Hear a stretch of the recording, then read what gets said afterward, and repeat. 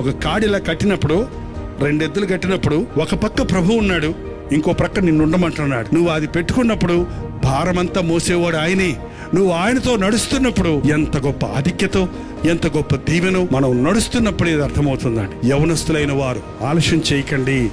ఈ రోజే మీ జీవితాన్ని ప్రభువుకి అప్పగించండి. ఇప్పటికే మీరు మీ సొంత మార్గాల్లో వెళ్ళి చిక్కుల్లో పడి, ఇబ్బందుల్లో పడి, వ్యాధులు తెచ్చుకొని బాధల్లో ఉన్నారేమో. ఇప్పుడైనా యేసయ్యా నిన్ను వెంబడిస్తాను అని ఆయనకు సమర్పించుకోండి. ఒక అద్భుతం మీ జీవితంలో జరుగుతుంది. ప్రభువును వెంబడిస్తున్నప్పుడు మీకు ఉన్నటువంటి చిక్కులు, వ్యాధులు, బాధలు, సమస్యలు అన్నీ కూడా పటాపంచలైపోతాయండి. నువ్వు నడిచే మార్గాన్ని ఆయన సరళం చేస్తాడు. నువ్వు ఇప్పుడు ఎటు పోదామన్నా ఏది తెమలటం లేదు, ఏది కుదరటం లేదు, ఏం చేయలేకపోతున్నావు, ఏం సాధించలేకపోతున్నావు, ఏంటేంటో అనుకుంటున్నావు కానీ బ్రతుకులో ఏది చేయలేకపోతున్నావు.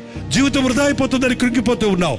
కానీ ప్రభువును వెంబడించడం నేర్చుకో. నీ మార్గాన్ని ఆయన సరళం చేస్తాడు. నీకు తోడుండి నీవు నడవలసిన మార్గాన్ని నీకు చూపిస్తాడు.